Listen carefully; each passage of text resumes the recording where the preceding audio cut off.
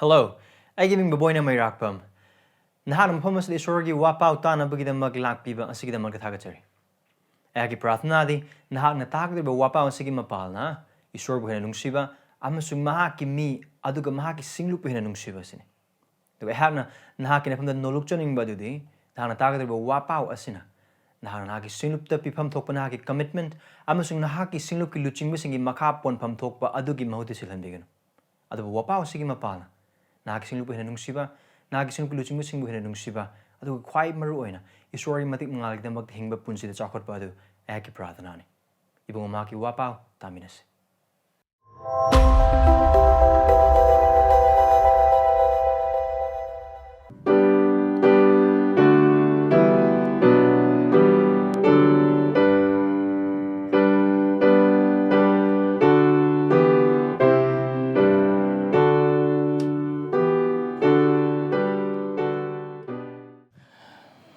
Isa Bible sing do ehak na Mark panuptaraga mathoy padakun ga tere na kuntraga humdoi hangdok pi.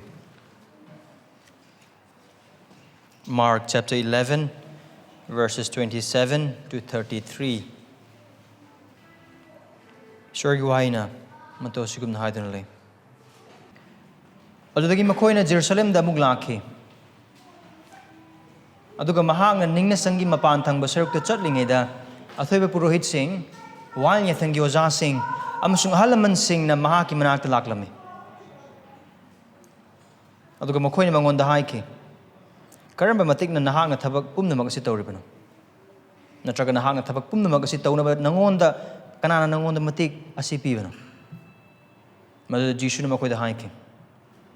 Ayun na makoy da wahang mahangge. Madu ingon da kum. Aduga aina karamba matik lay duna pumnamag or tabag pumnamag asi tawribano haiba aina nakoy da haigani.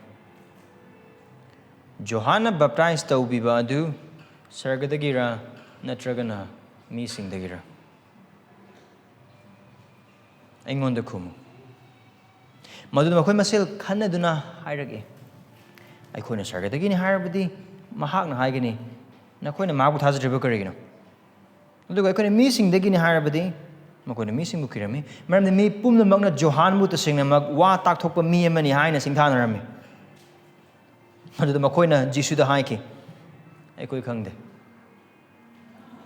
madu Jisu na haiki karamba matik leiduna aina thabak sing asi taibagi haiba aina su na khoi da hairoi masi sorgi wa haini aduga haiba si magloksun si aduga thaja si prathna tause isori ki mating nis Ekogi pamusung ekogi sor Nahakki wahay de koi lakchari. Prabhu Nahakki wahay de lakchaba matam khuding maki nanai ki pamjaba amasung nanai ki nisaba tudi ay koi da wa ngangbi. Nahakki wahay ki mapal. Ay koi gi nungganaba punsi sing utpiyo. Ay koi gi pungning honggadaba jaga sing utpiyo. Ay koi gi pap sing utpiyo. Aduga ay koi de Krista su utpiyo. Aduga Nahakki wahay asida nungay zabasu ay koi bu pinabiyo. Tananabagi nakong pinabiyo. Wakal kananaba loksing ay koi de pinabiyo. Ipa isor Nahakki achumba oiba wahay khuding magsing asibu innanabagi apamba amasung aning bado ay koi de pinabiyo. Aduga Nahakki wahay sige mapala ay koi matik mangala krisig sakta mo do ay koi onthok piyo. Aduga khuding magsing sige mapala Nahakki ming henawang ba Nahakki ming bu hena thagat pa aduga Nahakki matik hena ningthi zabo henbiyo. Aduga Nahakki wahay sige mapala ay koi nasano pagi saktam de hena onthok pa papu hena yandaba papu hena tukachaba papu hena hatpa aduga Nahakki wahay bu hena nungsiba amasung Nahakki wahay da pisinduna punsi hingzaba amasung Nahakki wahay gi maram gi damakta awaba khangzaba nanai sing oibada pangal pibiba oihenbiyo. Prabhu Nahakki wahay ase hawdagi na loiba phawa thawai yang tajabada mateng pangbiyo. Ekoi mateng pangbiyo, ehak mateng pangbiyo.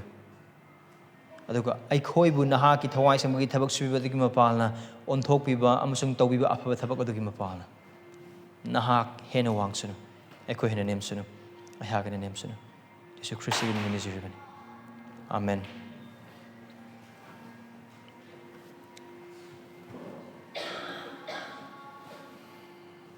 Now sing. Adom gi punsida haiba se khoi hiram amana traga mada adum thengaram ba yaba punsi gi matang amane tangka gamane tasengna lal haibidi khangba adubu lal haibido har boiba targa di ikai ga doraba aduna ikai khanggi achumba sakna bo honana bagi damakta mariyet ki matang sing adu ningsinga gang haktang wakal tobi Karigumba around the Mangamana Puturok boy, but target is showed in Aikai Benanga and have the Yam Mayek sing about. A chum Sakna Navagidamakta Chum the Badu Chumba Magumna Oi the Badu Oiba Magumna Chin Hivangalaga Mari Yetlaga Name Matangum Hinki Matang singer. Now Lala Pura Chumihana Hajalabanina Chin Amatina Bagidamak. Chin Kuntarak, Tiba Matotare, Aduna Maray Tole, Aduk Maray Saunaba de Kanaba. Aduna, high with the Tobumatamda, La Liba Aigi Tamoy the Intava de Amatalero, the Koirang Kosaunaba, sounding ba, pain the ba, Kutimok sing. Adukis Matakta. Auriba Bodo Lal have a Isana Kansa Rabana Maramoraga, Ikaiba, Aduga Napal. Napal the swoke or wounded pride over. I don't know Koirang Koisaunava. Now, Nasigi, I couldn't young Minagadari Pamasu, Aduga Manaba, Wari, and Todogamani. I'm from Naiboy Batargading, Nasigi warriors that I couldn't Uber Pangadori Baze, Halamas in High Young Haipa Sardi, Mamma Chape. Adugi Mongodune, Nasigi Mita, Sastri goes asking. Aduga Purohit Singh, Halaman Singh Gipunsi the talk of the Orthodox. Now, I couldn't see the Neribazaga, Mark Pandu, Taramathagi, but the Kungatreta in the control the power was a Baptan and Nabagi the Makta, Karam, Mina, Karai, the Toy Tolok, Hina Haiba, Charanam Yang, context of Yang Minis. Or the Toy Tolok said, Jesu Christi, Taibangpanbagi, Togol Gilosha Pamatang, Jesu Christina. Jerusalem the Taibangpanbagi Tabakni Aduga Magi aroiba Jerusalem ki Togol se ayambana ningnasang aduda or ningnasang adugi akoy the manung the loinamag adum oigani. However, chapter 12 power why kun adum yang matam aduda may sing adum ugani. Aduga toliba todo kudimak sing se Passion Week, right? Palm Sunday ki matungda Palm Sunday dagi na Good Friday bagi marag adu talk ba todo ngaktani. Aduna verse chapter asigi Pandup Taramathagi Pada, Amadagina Taraga Matoi, Pandup Taramathagi Pada, Amadagina Taramatoi Pau, I couldn't Uminaki with Jesu Christina, Jerusalem the Changlapa, or the Hosanna, Lauba, the Hiram Kudimok Toan Onga, Lola Tongakan, Mahaglakpa, Aduga Changa Matuna Jesu Christina, Jerusalem and Ningna Sangadu, Yang Selemen Dara Maduda, Bethany the Hankre. Aduga, Pada Taragani Toy Amasung Taragamari, and the Kunamusung Kuntarukta, I coin Uba Pangbodo, Jesu Christina Toba, Manghan Bagi Oiba Angakpatabak, or destructive miracle. Aduga Jesu Christina Adutta or Manghan Bagi Angakpatabak Adukarino, Mahai Pandaba, Hai Pambi Amabu, Maru Pangna Kanghanba. Aduga Hari Badu, Jew Matsasingi Matakta, Matam to the Lamb, Jesu Christi Matam the Lamb, Israel Matsasing, Amasung, Ningnasang Aduga. Jew Masasing Adugi Palib establishment Kudimak Sing Adugi Matakta Ishwargi Wayen ba Adubu Lau Tokbagi Oiba Angak Patabak na to Tokrit. Adugi Angak Patabak Manghan Bag Angak Patabak Adug Matung the Jesu Christ and Magi Sebok Sing the Tambiki with the Kopi Bagi Prathana get the Taza Bagi Matangani. Adu the Paratambiki. Aduga Padataraga Mangadig Taraga Mapan Power with the Ikoina. Yenkiba do the Karina, Jesu Christ and Jerusalem gi Ningna Sang Ningtokaba Numita Changlaga, Jerusalem Adugi Ningna Sangi, Gentile Singi, Laipamamusung Prathana Topam Zaga Aduda, Lalon Idictor Hiram Kuding Maxing Adu Tugairaga, Tankai Bigi Tabak Aduni.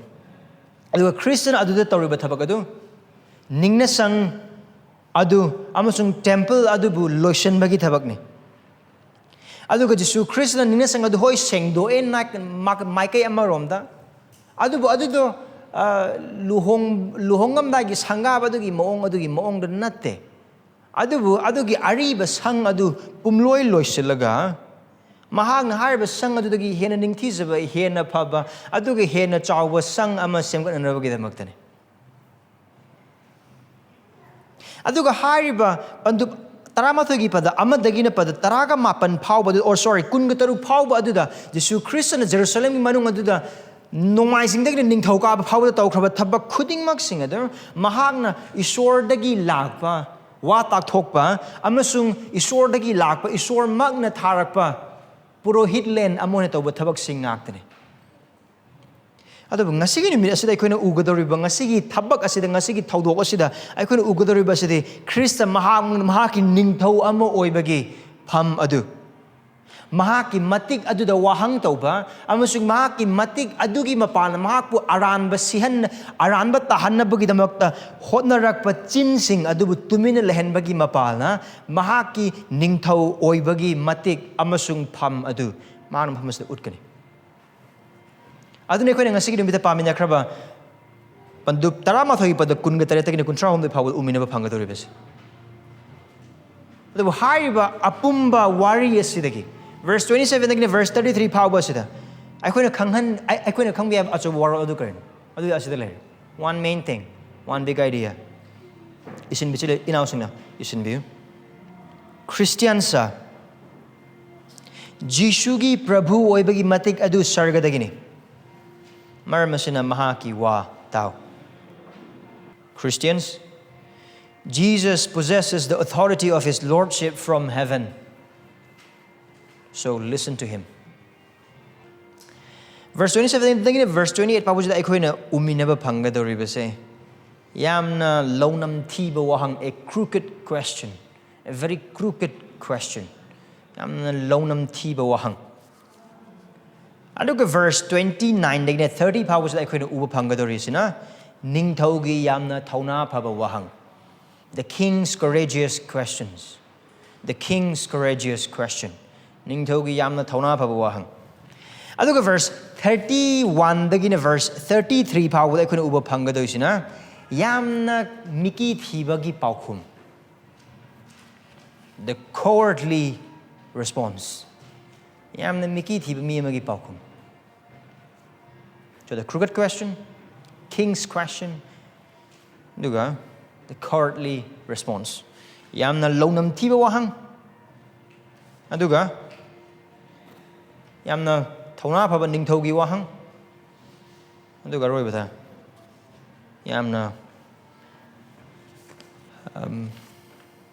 Yamna miki thiba.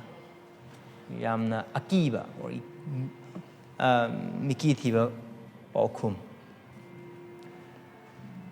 Now, wapa was title people oibatar the wrong question, lame answer. Aranba wahang adu yimpam yaw paukum. Wrong question and a lame answer. Haiba kudimo singdo first sing adu moi ahum dagi lako wahang amusung paukum do the yimpam oraga piba ming. Adu yeng sa verses changsi verse 27 amusung 28.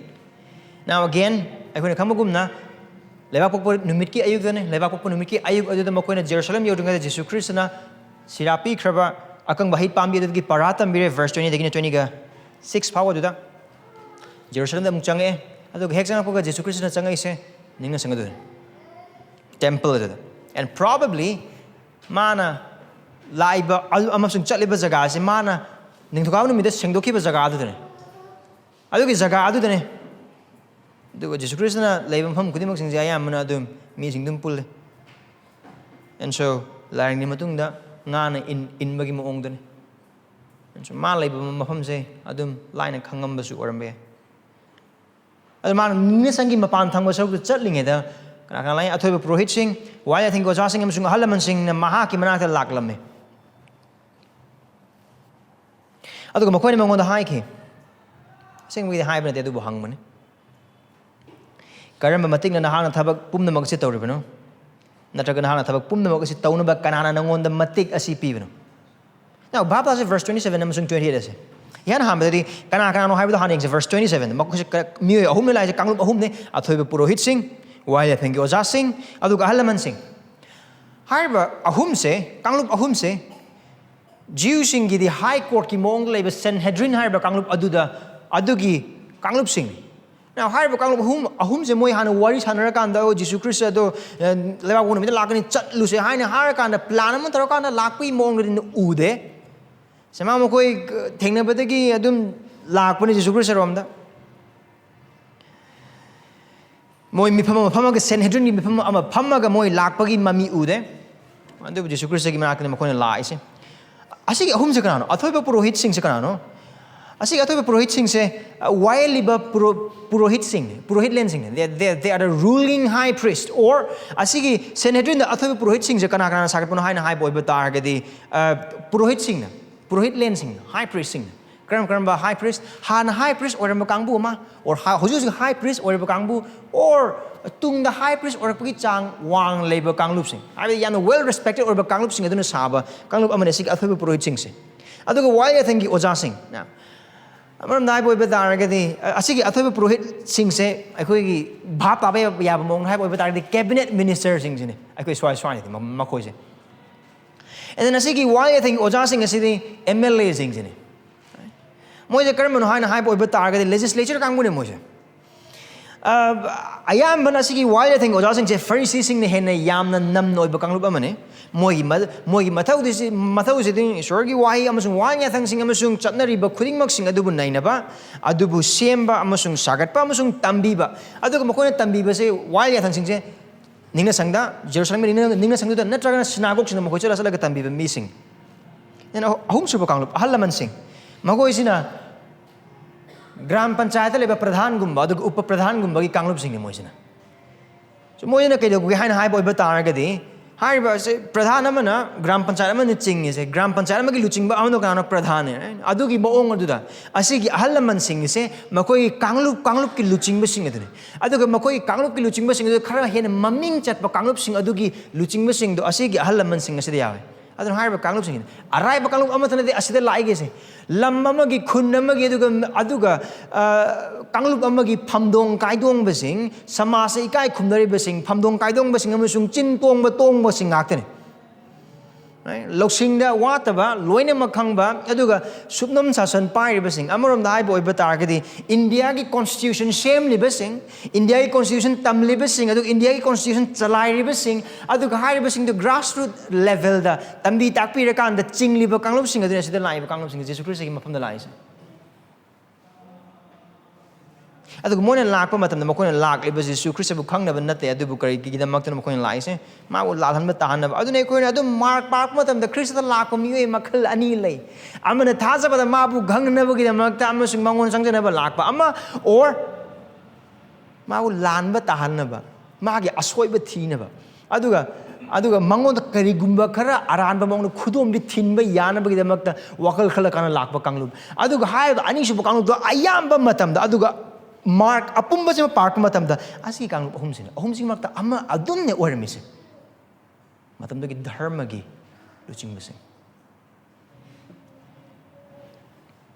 aduga mo gi wahang ni verse 28 mo gi wahang do Jisu Christ gi matik ki matang na niyo verse 28 da karamba matik na nahang thabak pun mo si tori Jisu Christ gi matik ki matang ne adu khatang chunatana mo na hangi se magi matik adu gi horokpam his authority and the source of his authority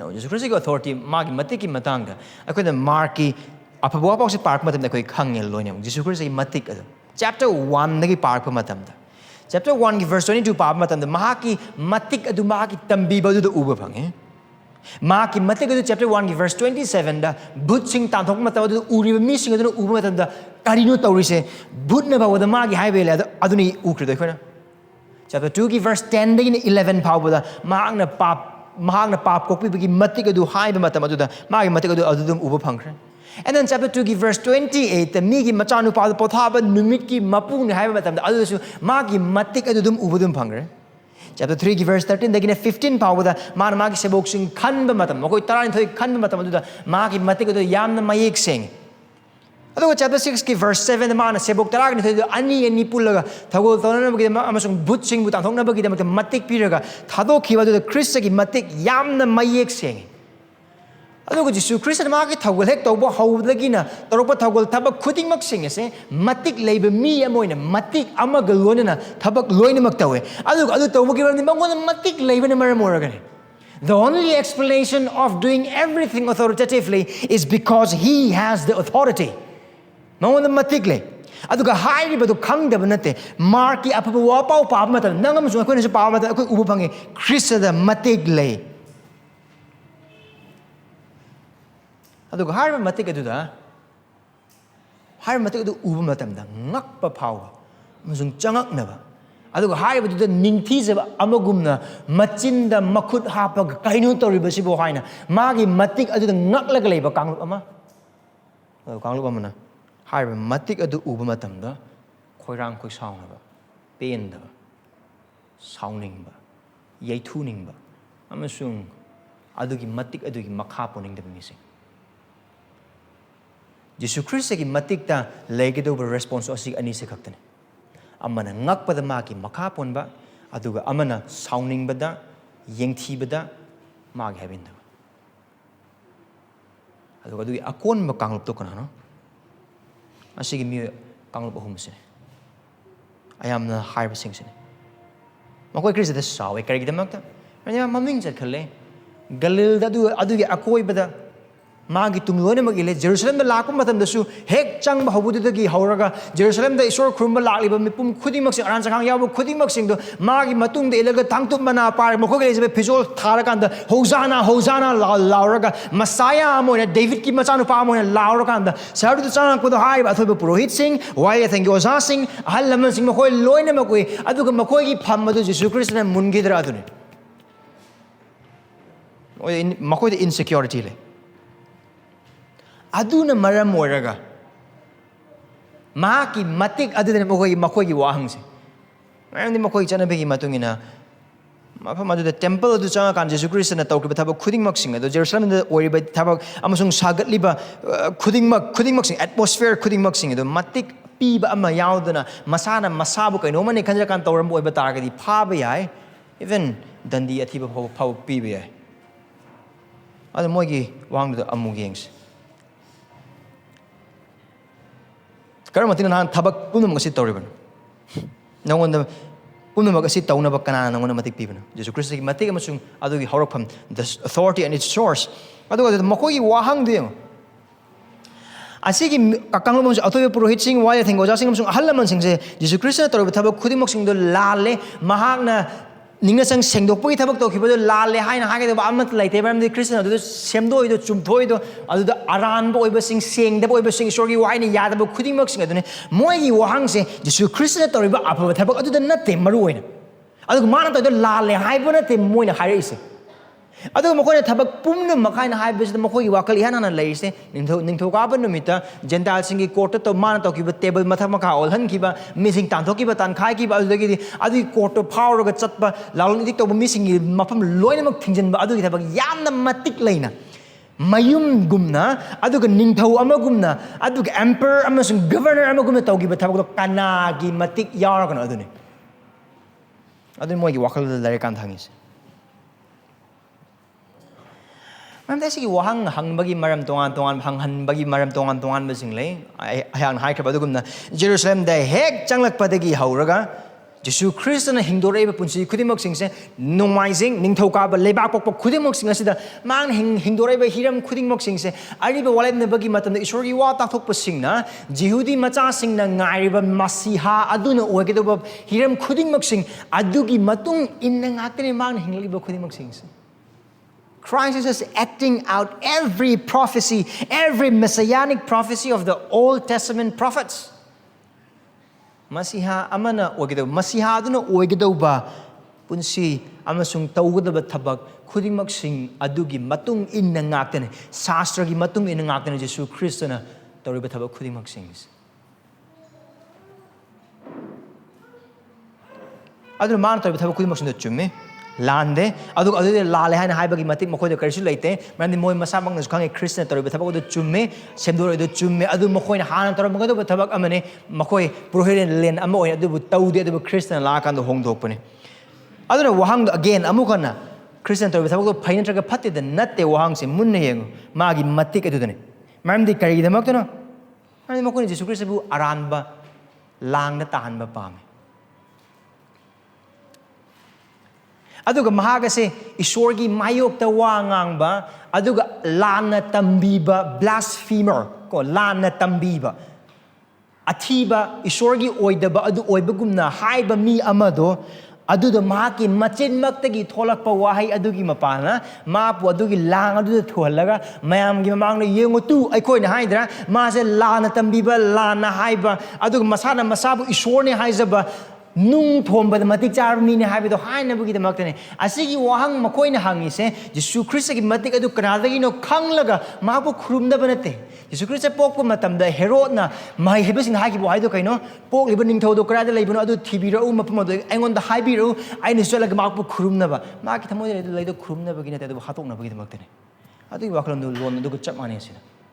Makoina, Christa Hangli, Matik ase, Magi Kanagi, Matik no, Amasung Kari Matik, Ledentor no Hina Hangli, Wahang se, Jisu Krishna Pirko Paukuma do Targa, Sargadagini Musung Prabhu, Isori Lak, Matik have the Tavamatanda, Kuru Kudakula, Makogi Messiah, I couldn't Panukin and Nazareth Messiah, the Nahakki Marmasana, Nahakku Tagatse, Nahakku Krumjana, I gave a wakal on the Nati Makona Christi, Matiki Matana Wang Hangis. I do Mahak Landa Tange.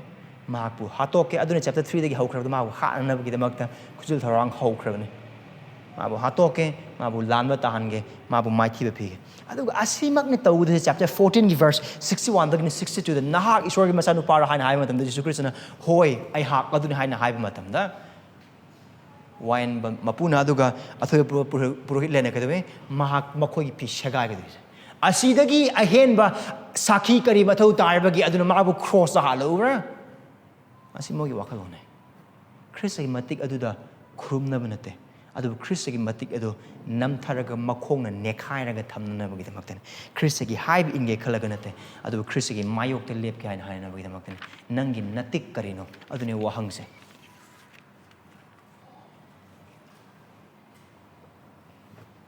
Verse 29 and 30.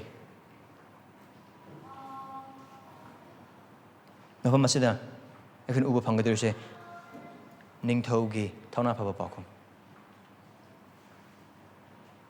Madu Jishu Mokoyaki.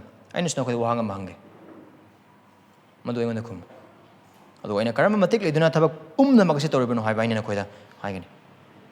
Johanna baptized of Ibadu Sargadagini and not missing the Gira. And when the Kum. See the Jisuka do I swear in Han, Narang, to give the I swear grave and Nahakki. I swear Madu, I Shendong Tode. Christianing Tone. I do hide and Pamas that I could give Prabhuna, Ning Toman hung pump topo Wahang. I don't go with Krishna hang, but Wahang is a Jumna Papa boy, but Dargadi. Mahakki Wahanga say, Makoigi Wahangi Paukumne. If Riley understood this question, Christ's question is the answer to their question. Christagi wang se bhap ta boy batarga de makoina makoi wang di pakhumne. Look at verse 30 that Jesus Christ pusila puto kaino.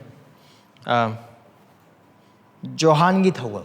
Now John gi baptism hain hai bese Johan baptized ki jaga sing adu katang hai banate adu Johan gi thawal dune. The baptism is marked told Mapum with Tabak Amasung Awang was a garment aduna Jesus Christ quality Locola kind of time. Remember the man Sandokumatam, the Paptic Puning Hong, Nanabagi, Wapa Sandola, Paptic Puning Hong, baptism the Mahang people.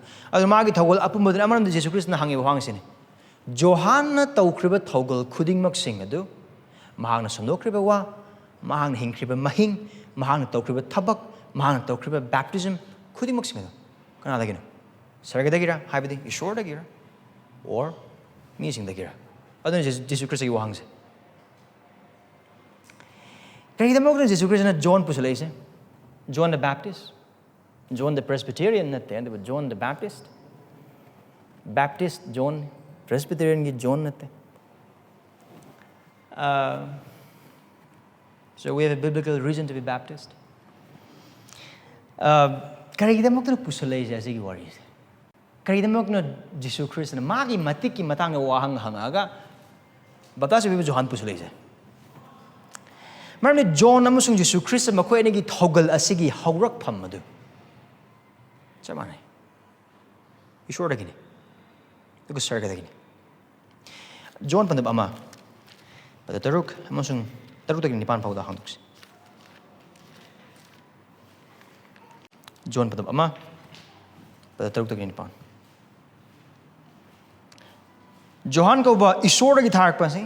Ishor na githarak po mi ama layer mi. Mahak na mangal adugi maram da sakhi pido na. Mahakki mapal na mag na thaza na ba mahak na sakhi na lakli. Mahakki mangal adunate adu mangal adugi maram da sakhi pina ba lakpani. And then Mark pandub ama.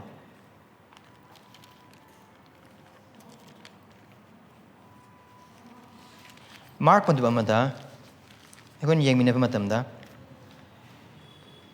Ishor ke masano pa Jesus Christ ke pagwa pao ke hoba wan pak to ko missing gi lak ki bugum na yeng-ngu ai na ai gi pao bu mi ma Nahakki mang thana thari na mahang Nahakki mang da Nahakki lambi du thorang to gani mi amagi khonjel na lamhang da lauragi Jehovah gi lambi thorang to Nahakki Mahakki lambi chum halu Johanna lamhang da baptize oduna amasung pap ko pina pungning homagi baptize to duna tauba adu sandok tuna laki. Verse 7. Agmana paus ng tuna hari ay gitung nulang liba mahak aduna ay ngondagi he na chawi ay non taduna Mahakki sandal mari lo thop mat itik chate tasing ayon na khoi isor ising the baptism or baptized to biki adu bu mahak na din na khoi bu thawai ising magi baptized to bi gani aduga chapter 9 verse 13 Mark padut mapan padataraga humdoy mapan gi padatara ko humdoy duda dosum na haidon le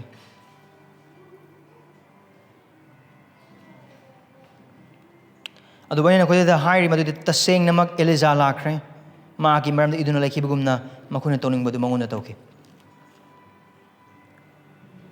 So Johan su baptize with Johannes su isor dagi masiha adugi lambel thorang taunana bugi damakta tharakpa isorgi thogoloni mahang taw kriba thogol khudingmak sing adugi matik adu sargadagini adu isor dagini aduga John gi thogol adu masiha gi lambi du thorang taunana ba khaktang natana masiha du kanano haina habi matamadu liba mi khudingmak sing adu da lauthokna bagi damak de piba Mahakki thogol ni adu haiba adu mang na Johanna tawkiba du su Johan ama pada kun guma panda kari hai yeng-ngu isor yaw macha Taibangpanbagi pa pu ba adu and then makata na koina park po bata ke Mark pandu amagi pada tara pandu amagi pada amadagi na tara ka mathoi adu da akoina mathang park po bata ke Jesus Christ bu baptize matam marina verse 9 dagi matam adu da Jesus na Galilee gi Nazareth ki laklam adu Johan Mahak pu Jordan turin da baptize obi ki mahang ising de he ka khalak pada yo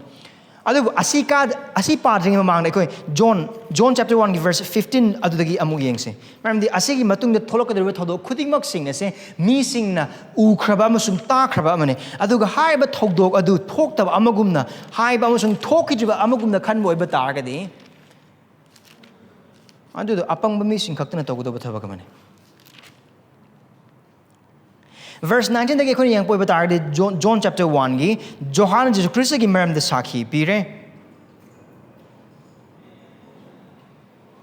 aduga mafam aduda yung Johan habido Judi sing na Johan da nahakanano nahakanano hangna Jerusalem dagi purohit sing amasung Levi macha sing tharak pa matam da Johanna sakhi pikhi ba adu asini now very important verse 19 the light of Christ dagi no Jerusalem dagi purohit sing amasung Levi macha sing aduga haiba kanglup sing se Sanhedrin gi kanglup dagi soyna yarom gado kanglup sing ne aduga makoi da hangma matam makoi na haiba do karine ID Christ aduna John hai krise maduda makoi na mangon da hangi adu rabadi karino nahak Elizara maduda manakum ai natte wada to mi adura manakum ki natte adudagi makoi na mangon da hangi ai khoi bu tharak pa makoi da pakhum pi na ba nahakanano See, they had been sent by somebody.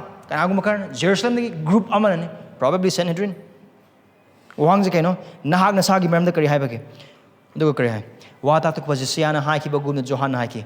Aidi Lamhang Lauriba Adugi Konzelni. Jehovah gi Lambel Chumhalu. Makoidi Farsi Singdagi Tarakpani.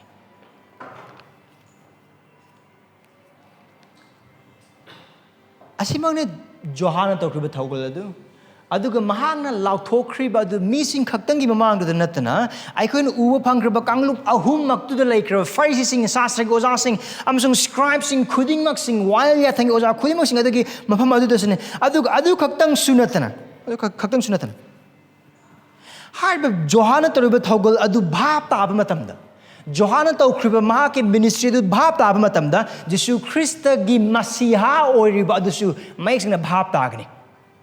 Karikama Johanna to Riba Tabak Adu Taza boy Batargadi, sargadagini and haiba Batargadi, Jisu Christa Canano Mahak Masihani Haina haiba Jisu Yamna makes in Masihabi Arctic Karino is shown a conduct with a town will be behind heaven. I do a town will be to Karimokano, can be never get them up, Papi Singmoko, Papi can be never get them up. Aduni Christi Todangasi.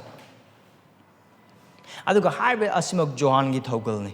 I do Asimok Mahak Toke. I do I couldn't park about Dugumna, Mahaksu Hatoke. Herotna. Asikatang Sunatana, Jisu Christian Johan Puslak to do Hindopa Maramde, Mahakasi Masihane Haina Hypose, Johanna Lauk Pokba Kaktangi Warinate.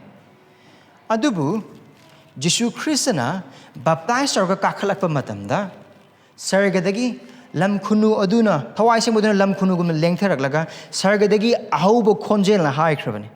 Adune, Mark chapter 1, verse 10. Mahang is in the Kakalakpada, Atia Nongdol Hangdokre, it's as if though Pura Atia Shagainaga, Wangang Pagimong, Asida Oikrise. Aduga Tawai Lam Kunu, Gumna Jisugi Mataka Lengterak Lengterakpa, Mahang Urame. John Urame, Aduma Mahamadu label Lunamox Uramani, and probably Adugi. Tambi Takpi, Kudi Moxing Adusu, Adu Matamadu the Sargadagi Lapo Konzel, see, Sargadagi Lapo Konzel, Wahang Aduna Kari, Karadagino, Kanadagino Nahana Tauribase, Jesu Christagi Wahang Dunakari, Sargadagira, Natagna missing the Gira, Martinagi Wahaido Karinosida, Sargadagi Lapo Konzela Manahaki, Nahak, Aigi Nungsija Bichani Panica, and I saw on the Harris, Nangon the Ayam Pele. High was a poor talking about Todogamani.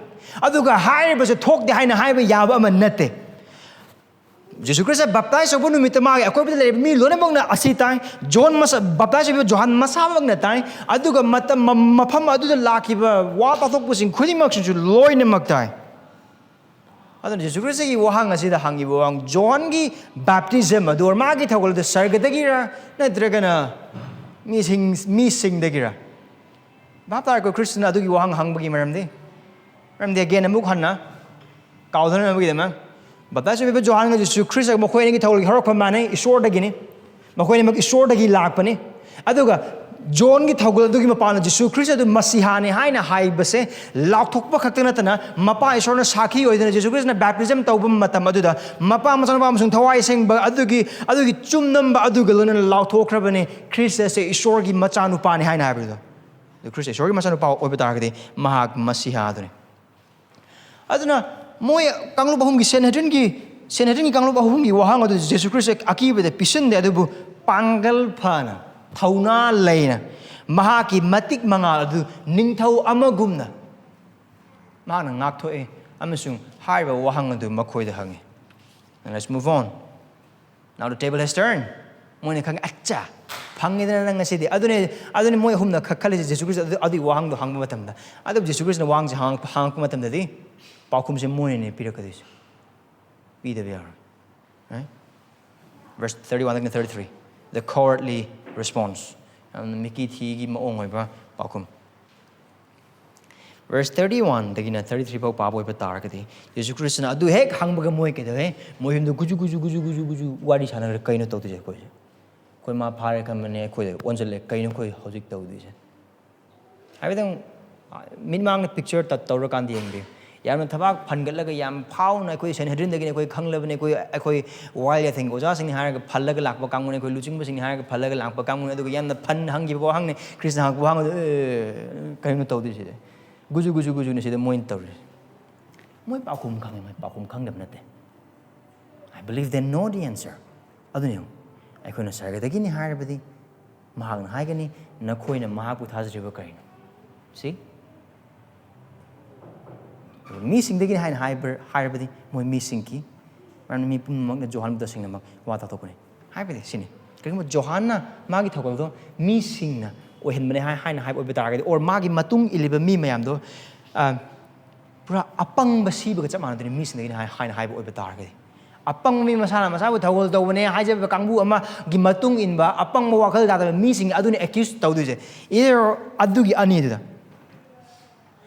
asi kanglup ahum se athu purohit sing wai thengo ja sing amusung ahalam sing se makhoi paukhum khang da bane makhoi paukhum khange adubu harba paukhum aduda makhoi masana yazana pisun janing de lal haba khanga badu phawada lal harbo betagadi ikai benang gadu buduna maram oraga ikai khangdagi chumba sangna bhono badu adune sida tawris aduga makhoi paukhum do khaktang khangbu nate aduga moi se masana thaksaba langda thuri habdu jin moi na khangis kariguma makhoi na khangliba wahai khangliba paukhum kari kumpham thokdo kari no amdi puari thokraba thodoga mane adugi thodo odor kan da hoi bata jebe johando ishordagini sargadagini mahana taru bithabagdo haina haiba matamda utkadise makhogi thaza phataba punsi eduni mak adu Jesu Christ ha ge chapchan adu bitagadi karigi demno no nakona jol mu thaza dido maram de johan aigi maram dani haido khrido adu ko baptize obu kakhalak matamda adu baptize obu lakma da mang law thoido karino yeng-ngu shor yaw macha Taibangpanbagi papu biba aduga haiba khonjel thoglaiba Josiah da hai khiba Jehovah gi lambel sengallu haina logdeba khonjel adudagi ne lawraido adu kakdang sunatana atya nongdol segai raga isorna thawai sengmano chumnami bagi mapala Krista adu magi macha nupa ne haina haiba khuding mak sing du ubo oiba taragadi aigi ayese masiha adune thaja dise karigino problem jeno adune lakadu je pakhum do adu moi khangdeba nate Mam de kariguma makhoi haiba asengba paukhum adu piba oiba taragadi makhoi Jesu Christ masiha ne haibadu mayam gi mamang na tambi da yaroi sakhi pi da yaroi adu khaktang sunatana makhoi mi sing dagin haiba haiba ki maram di kariguma makhoi na mi sing du pelhan da oiba taragadi makhoi gi pham khuding mo de lo ne lokthok ki bangam bangak tane option ani ne Jesu Christ na makhoi da piris sargadagi ra or mi sing dagi ra adu asigi option ani sida asi makhoi gi damakadi makhoi paukhum leitabagi maram nate ko paukhum leitabagi maram nate adu makhoi ngakkan ba moi gi napal moi na ishor gi matik adu gi makha poning daba magi haibe ining daba mabu thajaning daba moi gi ngakkan ba napal haibe ining daba aduga mingchat pamba aduga moi mangai haina khanjaba moi mangai haina sing haina khanjaba adugi wakal khudimok sing aduna maram moraga Jesu Christ na makoi da hangliba wahang adu wahang aduna demand toriba paukhum adu makoi gi damaktadi langna thuga chamane aduga makhoi gi sifam da taba sigidoba kom da taba aduga chamane adu Christian hangliba wahang se asida khumbe ba paukhum se ani khaktani yes no question or either or question sargadagini or missing dagini adugi wahang dure adu asida option se leibade ani khaktani adu third option amale adu karino totally ignoring the reality totally ignoring the question totally suppressing the truth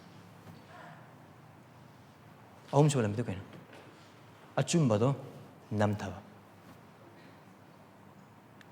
wahang do paukhum pida adu do kaisunataba moni treat tawthok adu gasi ahum sina kadabe moi kari khale verse 33 gi horakpada they chose a third road ahum subalambi khangjin na khangdeba gi nate ai koi khangde Sini mo paukum da. Hadab sila na saying. Asida athoy buwa Purohit Singh while I think ko jasing adu ahalaman sing ai khoi khang de hain hai base. Karigumba Ishor na Jisu Christ na makogi thamoy de puthokan da mayam gi mang da anoba vocal ama da translator ko tholop oiba targadi moi pakum ai khoi khang de nate. Ai khoi khang ba pam de ai khoi khang ning de adu khang na basu adu ai khoi de mathau ta de. That's their answer. Their answer was not we don't know. Their answer was we don't want to know, we don't care to know because we will never submit.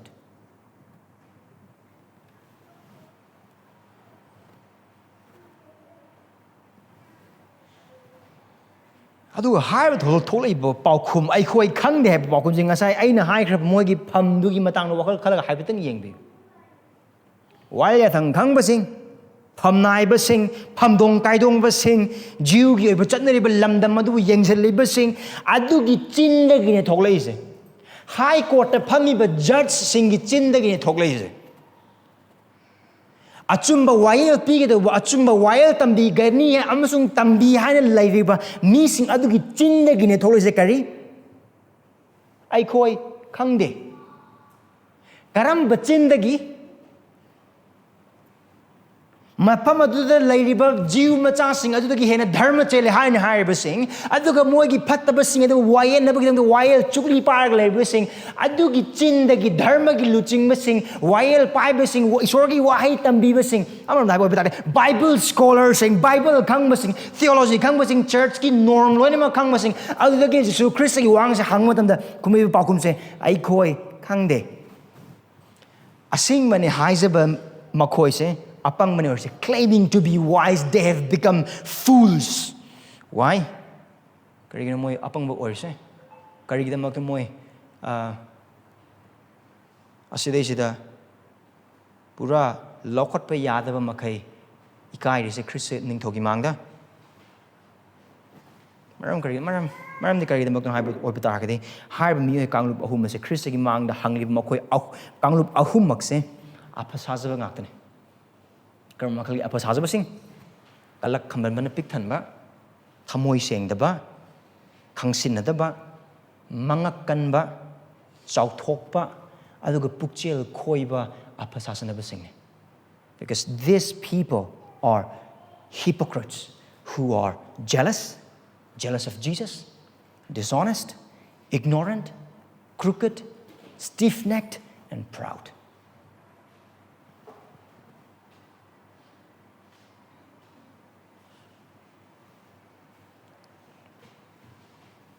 Yet still they claim themselves to be wise, right? Asing ba mi amena kanjeri masama. Adu natte. Moi mangai hai ba wakal ni sida moi khalis. Adu moi ni sele moi amang gi lambi ne. Hadu sila now saying mangon da akhoi ba thamoi ge loina changak pa kanama da Jesus Christ ne kai khumna de. Aduga aseng ba thamoi dagi thoklak taba wahang ama tamana pakum sumbi piroi adune khoine uido adu Jesus Christ na kari hai adu Jesus na ai karam ba matik leiduna aina thabak sing se tobagi haibasu na khoi da hairoi Jesus Christ na moi gi wahang gi pakum pi de moina pam ma ongda because Jesus dishonor and disown them. Jesus Christ na ikai khumna de Jesus dishonors anyone who come to him with crooked heart.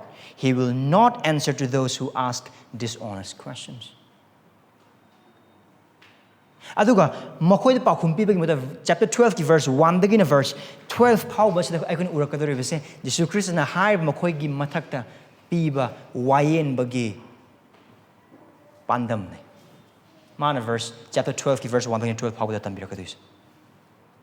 Now asi power sida hai ba chum singi aikoi na uba bang Jesus Christ gi ning thoi ba ma ki matik adugi ma ki ning thoi ba matik aduda ma ki matik aduda temsing narak pa makhoi adugi maphamda Mahakki matik adu mak phajana utpa aduga mathamoi khoiba apha sajaba mangakan ba napal na thanba kalakpa na thanba purohit sing ya waila thangi oja sing amasung ahal laman sing adubu apangba amasung amangbagi lambi aduda chatkibadu khoi mafam sida uba phangi adu oiba taragadi karamaina ngasi numida khoi tamina khrabu wahai sing se khoi punsigi mapal hingani.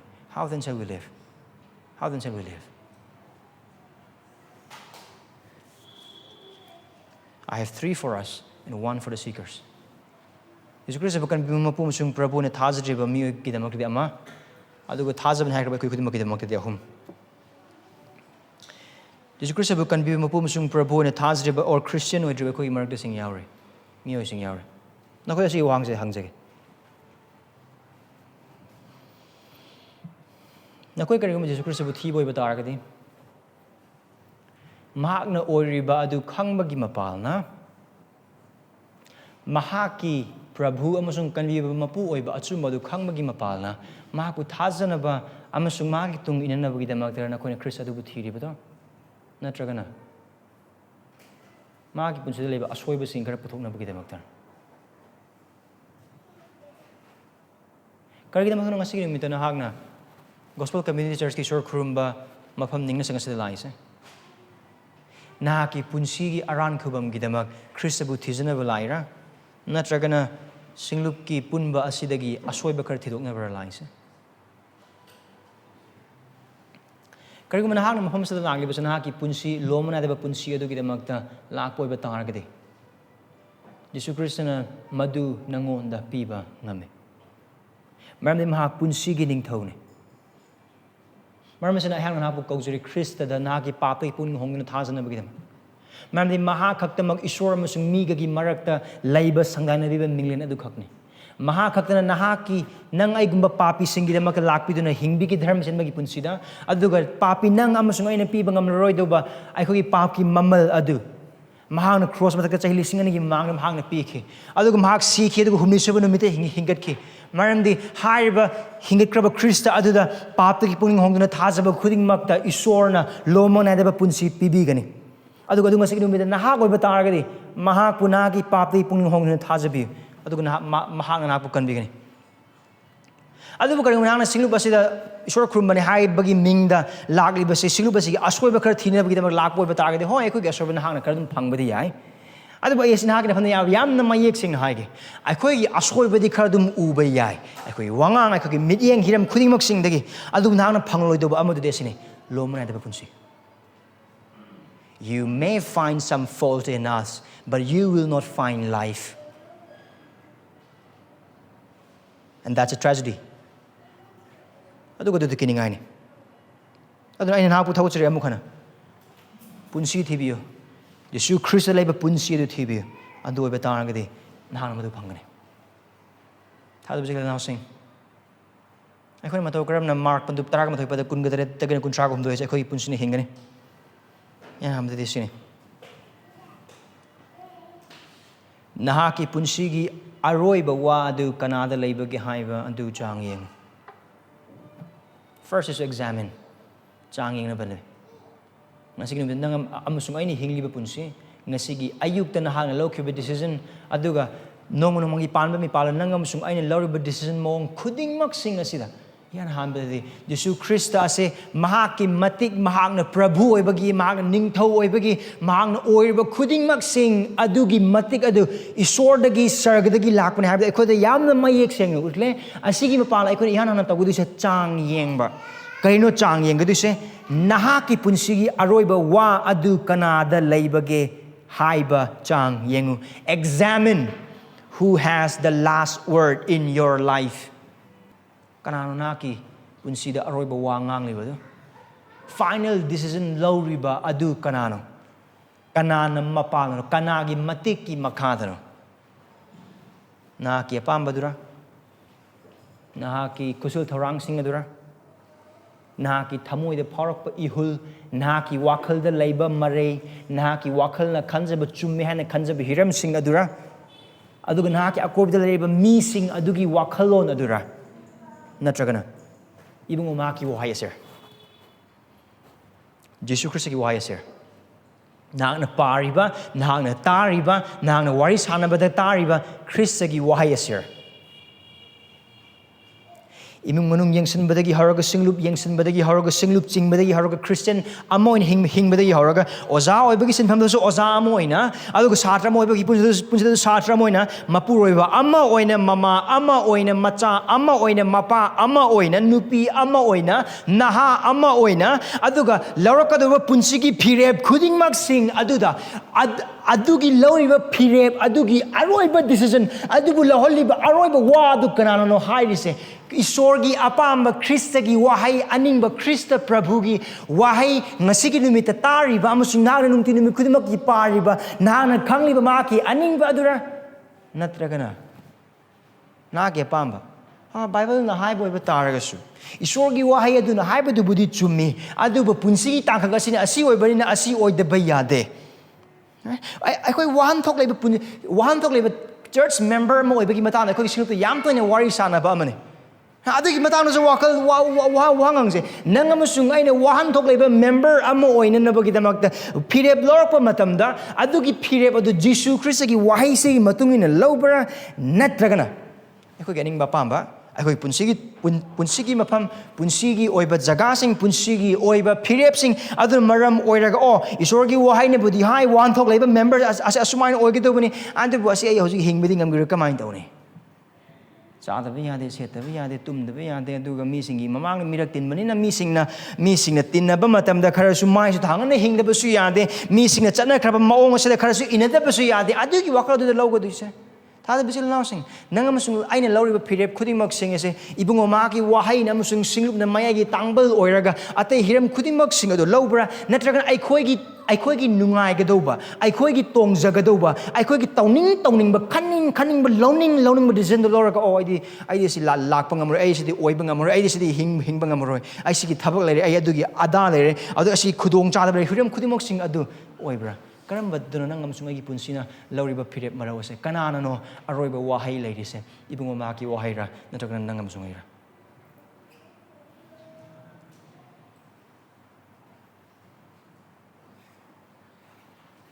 Thazaba isil nausing Karigumba ko Jisu Kristagi matik adu sargadagi ipan soragi lakpan have nangam sungai thazaba oiba target ko thazabam thoe adu thazaba gi maram ne ko Christian kaurise adugi demakne ma aikoi ningtho aikoi magi minai ne haina haise ma aikoi mapu aikoi magi manai ma aikoi ningtho ma aikoi Mahakki macha sing haina haise adugi demakne nangam sungai Christian orise adugi demakne sing was the member am orise aikoi Jisu Kristagi matik adu sargadagi ipan soragi lakpane haina haibada aduga haiba matik adugi matakta paanga doba haiba matik adugi matakta leiga doba aikoi gi thamoigi punsigi jaga punsigi hiram amata leite adu thazaba namar morgan aikoi Christian kaurise kari madu oiba targade aikoi gi punsigi aroiba wadu Kristagi wahai sin oigidabane Kristagi hoi adu aikoi lepgadabane Kristagi mai adu aikoi thinggadabane Krishna aikoi punsi adu singlup ki akoiba adu da singlup na mayagi tangbal orakan da sillo haina haibo iba taragadi aduga matik leiba ningthaudagi manai singda lakpa yathang am oiba taragadi aikoi gi punsi gi schedule khuding mak sing adu singlup na mayai orakan da semgadoba amane adu tawdoba khuding aikoi thugai do kana gi yathang no ningthaugi yathang ni Ningthogi yathang inanabgi damagda ai nai ai kokchi ai isa nungaite ai imung phim asilete amata leite ningthogi yathang indaba matam khudingi angang olhan bangaktane hatok bangaktane adu aikoi ningthose adugumba sathiba ningtho amadinate phatab ningtho amadinate magi macha sing thauja pibi ningthone mana pikraba yathang khudimak sing adu yathang tauthaba haiba ningtho nate adu tauthakraba yathang adu haiba inanabagi damakta macha nupa pibi ba Ishor amasung yathang tawthaba khata natana inba ngamnabagi damakta masa ki thaujal amasung pangal punsi pithok piba thaujal pibiba amasung thawai pibiba khugya phaba ning thawne amukana I haijage amukana aikoi punsi thodo khudingmak sing ase singlup na maram oiraga atay khudingmak sing excuse oigedobani nomaizing numit se church na maram oiraga atay khudingmak excuse oigedobani atay thabak sing na church lakpadu excuse nataba थाजबसिंग पुनबा असिना अतै पुंसिगी जगासिंग अदुबु excuse पिनेबा मरम ओइगदोबने आइखोई खुदिंगमक्सिंग अदुना थाजबसिंग पुनदनबगी excuse नतबा कानादि लाकन वाहाइनु सिसे Christian निंगथौदगी अदु हाइबसिंग तौ मतम आइखोई ममल पिगिद्रा of course आइखोई ममल पिगनी इमानबसिंग थादो खीगनी इमंगलुंगसिन अंगावबने हाइगनी आइखोई खरा थबक खरा कन्न सुब मथौ तागनी अदु अवाब खरा खांग मथौ तागनी सिंगुता खरा माइपुरना पुरकनबगिदमक्तदी निंग बकाइब खरा कोइ थेंगनब मथौ ताने अदु अदुने कृष्ण हाइकदोगना आगुमन आइगी तुंग निंगलबदि महाग मसाना मसाबु याजदसनु महागे क्रॉस पुकतुना आइगी तुंग इनसनु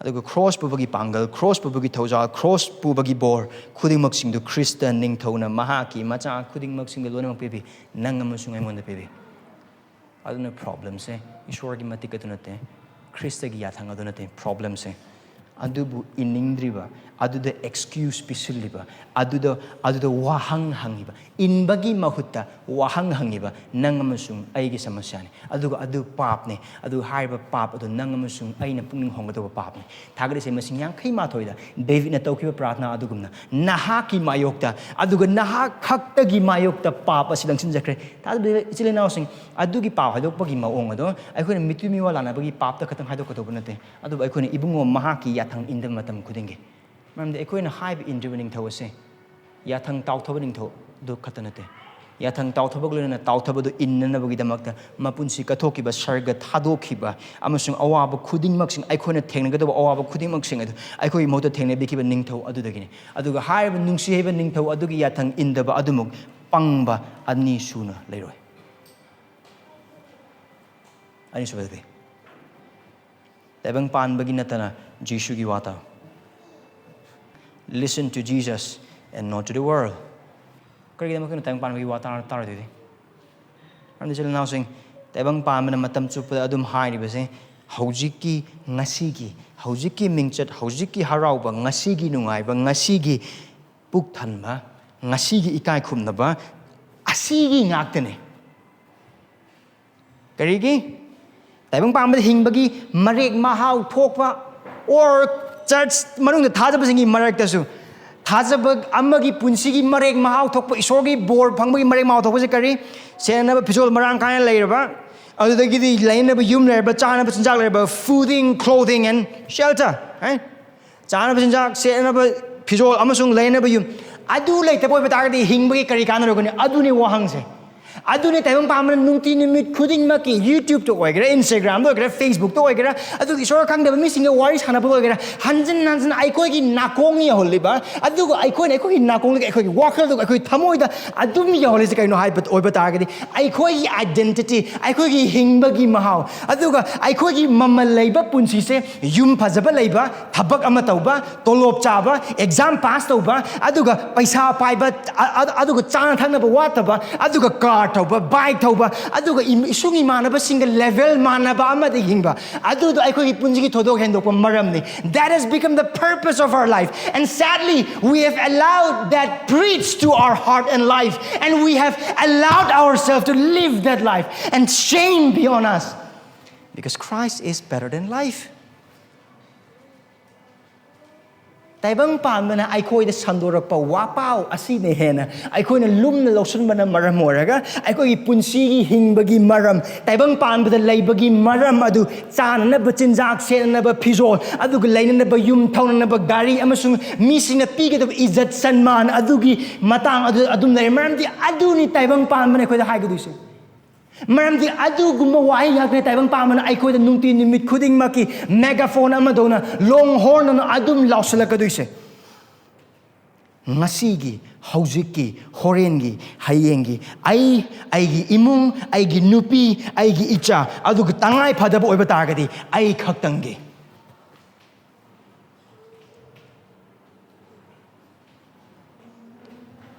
adu harba khudingmaksingdo मांगबा नाइबा लोइबा नाइबा ngasi mafam asida leiramba hayengdi chatkhragadova ayukta leiramba adu nungsa tholokpa matamda mangraba leichil gum chile nausing ngasi gi numita na gi sengao nang amasung gi sengao yarba paisa kayam kun yaw gani khangde nang amasung ai gi mafam da lei ikai khum ba kyam kuina lei kani khangde hiram khuding mak sing si ba numit to loi gani adugo si da ba tar ga su hingna loina bang ai khoi da gi mang ki ba loi ki ba yai phana yam kan hon na ba oi ba tar ga su Taibangpanbagi sina nang amasung ai ngon da hai hiram khuding mak sing napal oina na bagi da mak ta mingchat paisa lanthum adu hiram khuding mak sing adu chet na paisa na bo hot na ba du chele naw sing ising chet na paisa na bo hot na ba chap anai nungsit chet na paisa na bo hot na ba chap anai adu gu laingoi chet na paisa na bo hot na ba chap anai yaroim ta mamni loi ba nai ba ngak tani nangam so gi punsi ga na James ta hondo ki bu nung sa sor gu mani adu Taibangpanbagi loi khigadauba nungsa sorgumba liglagumba leichilgumba punsi amasung asidakista leiba hiram khudingmak sing ase chetna paigadauba amagumna konsingadauba amagumna aduga haiba khudingmak sing adubu phanglabadi isorgi yathang kristagi yathang ningthaugi oiba yathang ase indrasu yaba amagumne adubu thadabu jela sing ase mayek singna khangse punsigi ningthaugi haiba indaba matamda phangadoribadu thaujal nate bor nate lomba naidaba sibane aduga magi manai ama oikraba magi macha ama oikraba aikoina haiba aikogi ningthau adugi haiba indaba matamda aikoina phangadu da dandi ne amsung warapi ne amsung awaba ne amsung amangbane Taibangpanbagi khuding sing dung ngang du Christian adikari lomba nai deba punsi gi matung da punsi mafam asada Mahakki mingi da makta awanan khangbo oiba targasu loiba nai deba harauba aduna thaja bichile naw sing ngai hakke be hiram sing asida karigi da makta nang amasung aina wakal asugam lupsan ga dise akhoi Christian ing thona akhoi da makta lomba nai deba lanthumadu wasak pi matam sina karigi da makta nang amasung aina ngai hak tangi oiba hiram khuding mak sing asida haujik amasung horen amasung ngasi gi pot asida asuk yamna tinphana nappadona uphak amana tarani matagum u amada nappadona napsalaga u du nat laita boy bata atai u amata laitrab amagumna aduga asigi jaga sana ta boy bata punsi amata laitrab amagumna ngai hakke be hiram khuding mak sing loina mag napsari se kargi da mak tuno ai khoi ki ningthau na ai khoi gi da mak lom banai da matik mangal wasak pireba matam asira kargi da mak tuno Taibangpanbagi hiram sing asida ai khoi minai oi gi da rese Christian ai khoi marketing tholi bang sing gi ningthau macha sing ni haina haibigi wasak pi ai khoi da takpireba matam asina karigi da mak tuno ai khoi gi aphaba ningthau na chakluk ningthi jaba utsav adu thorang to biraga nang amasung aina chabam irai leitabagum lukhak char hinga duise why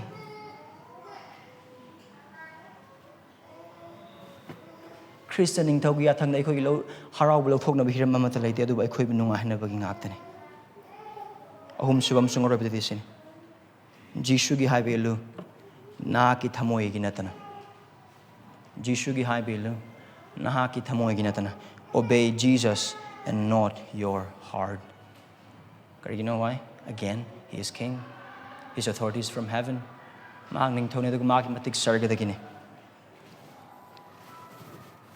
thadu sing Jesus Christ da haiba inba adu khaktana aikoi harau ba phangani karigum nahak thasabagi punsuda harau nungai ba amai khang daba adudagi Bible pare pabam khangdaba pratna tawre tawbam khangdaba adudagi thajabasing pulle haraubam ikhang khangdaba nungsuk nungjana ba Bible makta pare artha khang lotion boy khangdaba wapau makta tare pukning changna taba ngamdaba aduguma punsidu na hanga signi mita leiboy ba tar ihan hambadi na ki thamoi chang yengbiu Christ da haib ilibran karung manak ma ki haib inda boy ba targadi nungai bam ta phangoi langthang na thangani gyan menam ta taroi harabam khangoi nungai pham khangoi maramdi Nahakki hakchang na Nahakki Taibangpanbagi be wakhal amasung hakchang adunadi pharian tor thaba khudimuk sing do Nahakki nungdi sona pine bikraba thawai adunadi aduga apapata khangna wakhal nahak chati lambi tor be thaba khudimuk sing lal habado hanjan nung khanghan bena maram organi aduga harbadu karigumba asina ki punsi be targadi nang hoju hik tarbu wapa wasinasu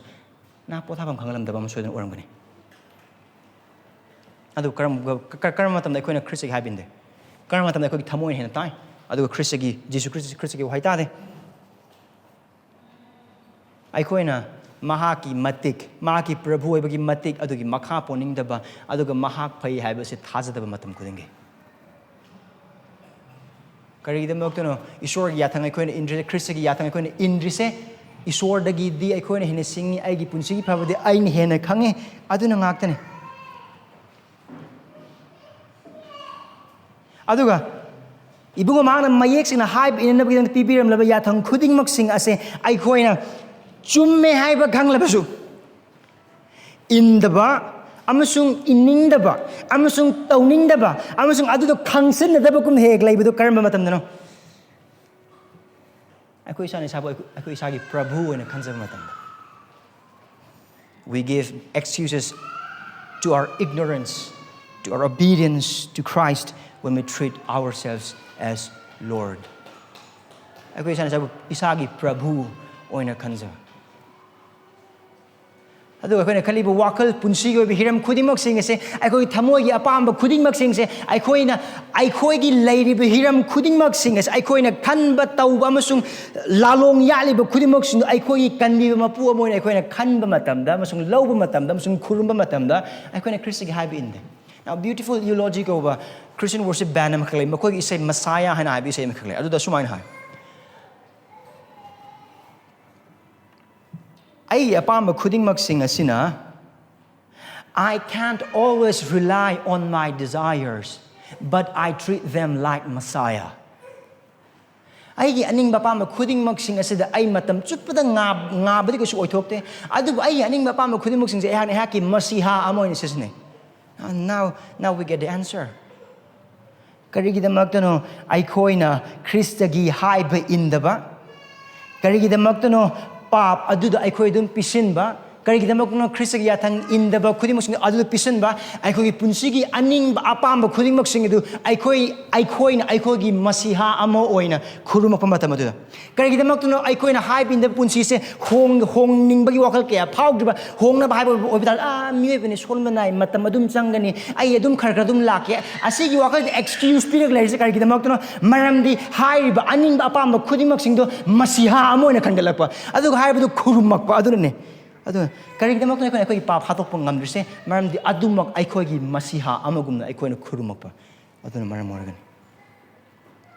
adu thazu bisil nausing Christ thojali adu haiba aikoi gidamak afaba paune maramdi haiba matik adu ibungo mahangna aikoi ko ni yeslik ba pap sing amasung phattaba sing amasung aikoi gi thamoigi amot ba khudimok sing du mahangna sengdokpi ba ngame kokpi ba ngame sengdokpi ba ngame maramdi haiba matik adumak aikoi bu lal aikoi pap sing adu dandipi ne ba khaktang leiba nate adu mangon mai olakpa matamda aikoi pangal pibi ne ba gidamak leiba mahaki matik ne Christiana Mahakki sargadagini mapasugigi pangraba matik khudimak sing adu mahak puthazbagi mapana adu aikoi gini thazbagi now sing mahak masagi punsi phauba nang amasung aigi damak pibikhiba Christian aikoi gi pap tagi kanbinabagi damakta karigumba sikraba Christ aduna aikoi gi pap khudimak tagi chamthokpi boi batargadi aikoi gi haib indaba khudingmak tagi kanbi boi batargadi hingliba Christ aikoi gi athoiba purohit lena sina nang amasung aibu mahaki haib inbada amasung Mahakki yathang sing adu lumna lahonbada amasung thajaduna ilhanbada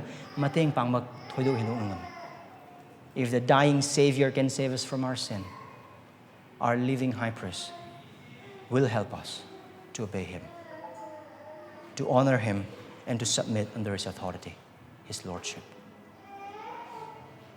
hingat kraba athoi purohilena aduna Mahakki matik adugi makhada hinghanana baginamakta pangal pibi ngam maramdi mahakna aikoi gidamak haijabe aduna Christiansa Jisugi Prabhu oibagi matik adu sargadagini maramsina Mahakki wata maramdi koi Mahakki wa hai tar do base karama tamdun hai boi batar gadi mahagase aikoi Prabhu amasung kanbi mapuni haina thajabagi mahutta thamoida nunganna bagaluna napalda Mahakki makha ponta miku pungja adu khudingene prana dos Ipaisor aikoi de Christ gi matik upi bagi damak thakachari Christ gi matik nangonda gi lakpana maram oraga Mahakki wahai khudimak punsini Mahakki wa yathang khudimak ingadubane aduga Mahakki aningba khudimak aikoi na hingadu punsini haban hak mek sing tapi bagi damak thakachari Prabhu Nahakki wahai asina khangan bikraba khudimak sing asida Prabhu aikoi aswan bawujai Prabhu Nahakki apang mapunsi hanoi. Prabhu Nahakki wahidagi Nahakki aningba amasung apamba Nahakki aningba aikogi punsigi aningba apamba duna hena lumna thamkibase. Prabhu aikogi apang amasung papsing kopi. Adubu aikogi haijabiriba athoiba purohit lana moina aikogi mateng pangbi aikogi pangal pibi. Aikoibu Christ Jisu Nahakki ningthau amasung Prabhu oibagi matik adugi makhad hingjabada mateng pangbi. Prabhu tajakraba wahai se mahaya hanbi wahai khaktamak oihanbigano. Nahakki Prabhu oibadu aikoibu mahik singna khanghanbi amasung oihanbi. Jisu Christ gi mini jaribani. Amen.